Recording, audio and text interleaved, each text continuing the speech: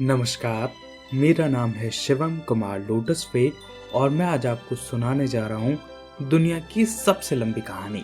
बहुत समय पहले की बात है। एक राजा को कहानी सुनने का शौक था।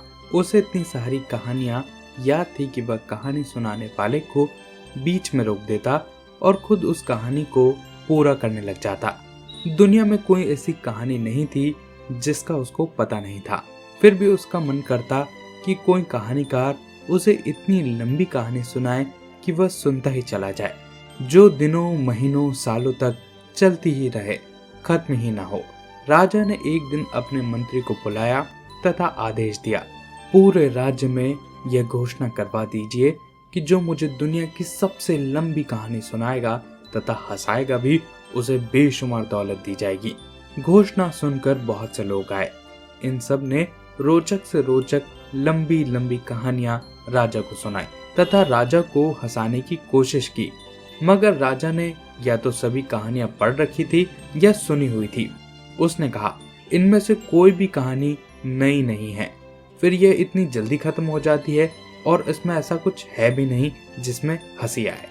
सभी लोग निराश होकर वापस लौटने लगे। तभी एक कम उम्र का लड़का राजमहल में पहुंचा। पहले तो द्वारपाल उसे अंदर नहीं आने दे रहा था, पर उसने बताया कि वह राजा को कहानी सुनाने आया है, तो उसे अंदर जाने दिया गया। लड़के ने राजा से कहा, महाराज, मैं आपको दुनिया की सबसे लंबी कहानी सुनाने आया हूँ, जिसे आप सुनते सुनते यकीनन लोटपोट हो जाएंगे। लड़के ने अपनी कहानी शुरू की। बहुत समय पहले की बात है। किसी देश में सहस्त्र नाम का एक व्यक्ति रहता था। वह इतना खाता था, कोई आदमी उसे भरपेट नहीं खिला सकता था। उसकी भूख बड़ी ही विचित्र थी।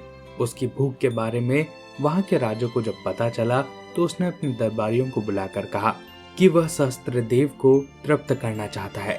उसे अपने यहाँ बुलाकर उसे भरपेट दावत कराना चाहता है। तब सहस्त्रदेव को बुलाया गया।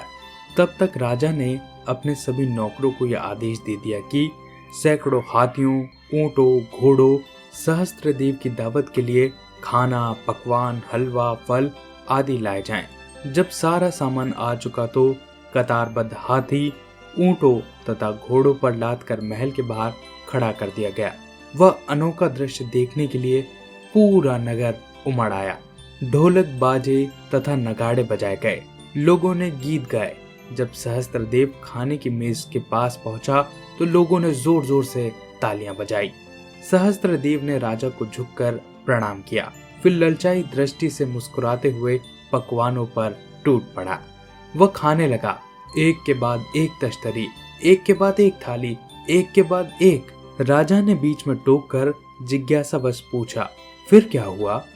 लड़का बोला, महाराज, धीरज रखिए, अभी तो सहस्त्रदेव ने एक ही हाथी द्वारा मंगवाए गए खाने को खत्म नहीं किया है। यह कहकर लड़के ने फिर बोलना आरंभ किया, हाँ तो महाराज, वह खाता रहा, खाता रहा, खाता रहा। अब शाम हो गई थी। लड़का फिर भी कहानी सुनाता रहा। सहस्त्रदेव एक के बाद एक तश्तरी खाता रहा, खाता रहा, खाता रहा। हंसते हंसते राजा तथा उसके दरबारियों का बुरा हाल हो गया। सुबह हो गई। लड़का अभी तक अपनी कहानी सुना रहा था। महाराज, सहस्त्रदेव ने अपनी एक और थाली उठाई और खाना शुरू कर दिया और वह खाता रहा, खाता रहा, खाता रहा। राजा हंसने लगा और बोला, निसंदेह ये दुनिया की सबसे लंबी कहानी है। बस करो, अब कुछ आराम करो। मुझसे गलती हो गई। कहानी में रोचकता होनी चाहिए, फिर चाहे वह लंबी हो या छोटी कहानी। फिर राजा ने लड़के को बहुमूल्य तोहफे दिए तथा खुशी खुशी उसे विदा कर दिया। आशा करता हूँ आपको ये कहानी अच्छी लगी होगी। अगर वीडियो अच्छा लगा हो तो इसे लाइक कीजिए, अपने दोस्तों के साथ इसे शेयर कीजिए और चैनल को सब्सक्राइब कीजिए। अपने आसपास सफाई बनाए रखें और एक पेड़ जरूर लगाएं। बहुत बहुत धन्यवाद।